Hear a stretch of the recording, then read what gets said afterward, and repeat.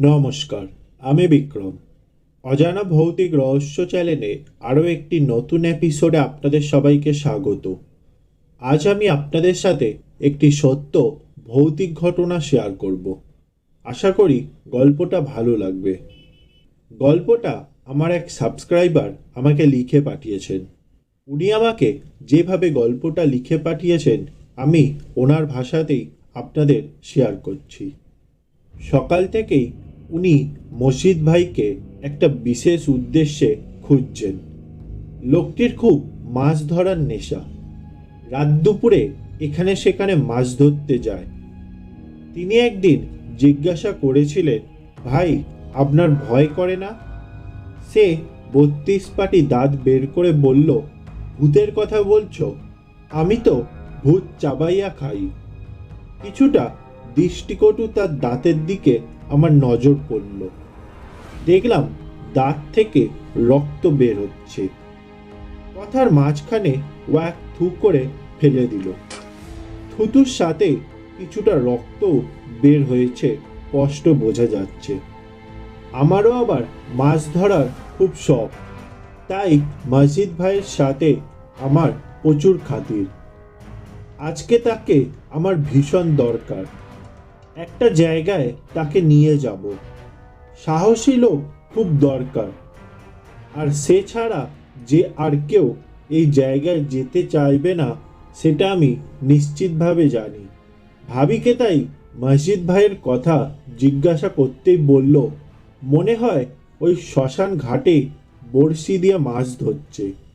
কত করি না বললুম, কে শোনে কার কথা। কত ঘটনা শুনি। দেখো, সাবধানে তুমি আবার ওই জায়গায় যেও না। তোমার ভাই বাড়িতে আসলেই তোমার সাথে দেখা করার কথা বলবো।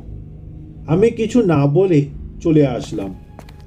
দ্বিপ্রহর, চারিদিকে কোনো জনমানবও নেই। সূর্যটা ঠিক মাথার ওপরে উঠে এসেছে। আমি নদীর পাড় ধরে হেঁটে চলছি। আমাকে যেতে হবে সামনের ওই শ্যাওড়ার ঝোপ দিয়ে। শ্যাওড়া গাছ খুব ঘন, ফলে সূর্যের আলো এর নিচে ঠিকমতো আসে না, যার কারণে জায়গাটি সবসময় ঘুটঘুটে অন্ধকার এবং স্যাঁতস্যাঁতে থাকে। দূর থেকে কেমন জানি একটা ভৌতিক আবহ অনুভব করলাম। শ্যাওড়ার ঝোপের নিচে আসার সাথে সাথেই শরীরে একটা ভাবসা গরম অনুভব করলাম। সাথে সাথেই শরীরে একটা ছমছম অনুভূতি। গভীর জঙ্গলের দিকে তাকালাম। বিটঘুটে অন্ধকার। অন্ধকারে কিছুই বোঝা যাচ্ছে না। আমি হেঁটেই চলেছি আমার গন্তব্যে। সামনে যে বাঁশের ঝাড়টি দেখা যাচ্ছে দূর থেকে, সেটা বড় অদ্ভুত লাগছে। ওই বাঁশঝাড়টি নিয়ে একটি কথা মনে পড়ে গেল। একদিন এক লোক এমনি এক দ্বিপ্রহরে ওই বাঁশঝাড়টির নিচ দিয়ে যাচ্ছিল বড়শি দিয়ে মাছ ধরার জন্য। যাওয়ার সময় দেখে একটি বাঁশ মাটিতে ভেঙে পড়ে আছে। ওই লোক মনে করলো এতটা না ঘুরে ওই বাঁশের উপর দিয়ে চলে যাই। যেই ভাবনা তার সেই কাজ। বাঁশের কঞ্চি সরিয়ে যখন বাঁশের উপর দিয়ে পার হতে যাবে, ঠিক তখনই বাঁশটি তাকে সহ দাঁড়িয়ে পড়ল। তখন ওই লোকটির সে কি চিৎকার! সেই সময় নদী দিয়ে যাচ্ছিল একটি নৌকা। তারা এসে তাকে বাঁশগাছ থেকে নামালো। নামানোর সাথে সাথেই লোকটি অজ্ঞান হয়ে মাটিতে পড়ে গেল এবং লোকটির সারা শরীর নীল হয়ে গেল।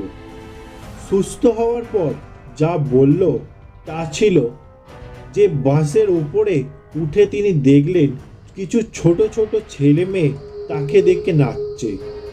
তাদের বড় বড় তীক্ষ্ণ ধারালো দাঁত, আর দাঁতগুলো রক্ত ঝরছে। তার জিহ্বাগুলো খুব কালো।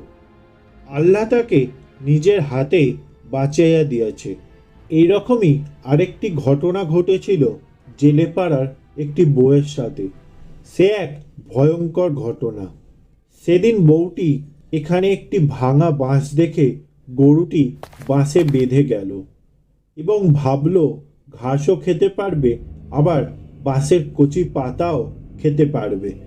কিন্তু যখন গরুটিকে বিকেলবেলা পানি ও ভাতের ফ্যান খাওয়াতে গেল, তখন গরুটিকে না দেখে এদিকে ওদিক খুঁজতে লাগলো।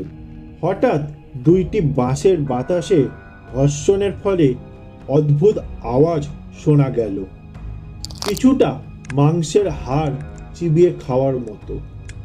শব্দটি শুনে যখন উপরের দিকে তাকালেন, সেই বউয়ের চিৎকার। তার চিৎকার শুনে যখন জেলে পাড়ার লোকেরা দৌড়া আসলো, ততক্ষণে ওই মহিলাটি জ্ঞান হারিয়ে মাটিতে পড়ে আছে। কেউ কিছুই না বুঝে যখন এদিক সেদিক তাকিয়ে ঘটনাটা বোঝার চেষ্টা করতে লাগলো, তখনই সেই বাঁশের বাতাসে অদ্ভুত শব্দটি ভেসে আসলো। সবাই উপরে তাকিয়ে চোখের পলকে একসাথে জড়ো হয়ে গেল। কারোর মুখ দিয়ে এতটুকু শব্দ বের হলো না। শুধুমাত্র মহিলাটির অজ্ঞান দেহটি বয়ে নিয়ে তাড়াতাড়ি চলে আসলো। গ্রামের সবাই চিৎকার, তাদের চিৎকার শুনে জেলে পাড়ার জড়ো হলো। সবার মুখে একটাই কথা, ঘটনাটা কি?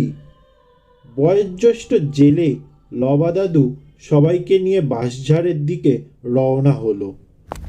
অতি উৎসাহী কয়েকজন আগে আগে দৌড়ে গেল, কিন্তু কিছুক্ষণ পরেই অতি উৎসাহীরা পেছনে দৌড়াতে লাগলো আর বোবাদের মতো চিৎকার করতে লাগলো। সবাই তো অবাক, কি হয়েছে তারা কোনো কিছুই বলতে পারলো না। শেষে সবাই মিলে ওই জায়গাটিতে গেল। উপরে তাকিয়ে দেখলো গরুটি একটি বাঁশে ঝুলে আছে। সারা শরীর থেকে খাবলা দিয়ে মাংস নিয়ে যাওয়ার দাগ স্পষ্ট। শেষে অতি উৎসাহী ও লবাদার কাছ থেকে যা শোনা গেল তা হলো, ওরাও দেখলো গরুটি গাছে ঝুলে আছে, কিন্তু সেই সাথে দেখলো 4-5টি ছোট ছোট বাচ্চা ওই গরুটির উপর ঝুলে আছে, আর তারা বড় বড় নখ দিয়ে সেই গরুর মাংস ছিঁড়ে ছিঁড়ে খাচ্ছে। সে এক ভয়ঙ্কর দৃশ্য। সেই থেকে এই পথে আর কেউ খুব একটা আসে না। নিতান্তই যদি কারোর আসতে হয়, তবে সাথে সাহসী কাউকে নিয়ে আসে। আমি চলছি আমার গন্তব্যে। আমি বাঁশঝাড়ের খুব কাছে চলে আসলাম। কিছুটা ভয় ভয় লাগছে। বাঁশঝাড়ের ঘটনাগুলো আমার মনে পড়তে লাগলো।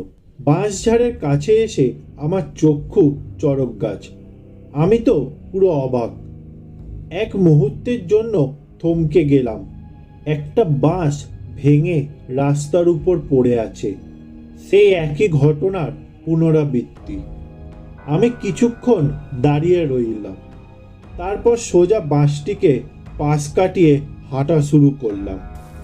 বাতাসে বাঁশে বাঁশে ঘর্ষণের সে এক বীভৎস শব্দ। আমি উপরে তাকালাম না।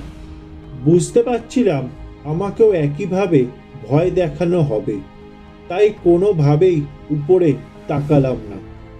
কানে তালা লেগে যাওয়ার মতো অবস্থা। রাক্ষসীদের শিকার মিস হইয়া গেলে যে বীভৎস শব্দ করে, কিছুটা সেই রকম। আমি যত দূরে সরে যাচ্ছি তত শব্দটা আরো বেড়েই চলেছে। সামনে নদীর একটা বাঁক দেখা যাচ্ছে। ওই বাঁকটার পরই শ্মশান ঘাট।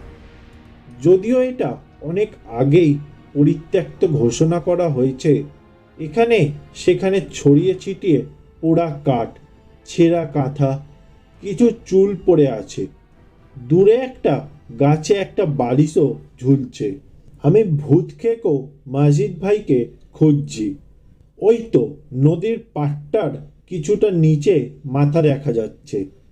আমি সামনে এগোলাম। দেখলাম লোকটা এক মনে হাতে বড়শি নিয়ে বসে আছে, শিকারের আশায়।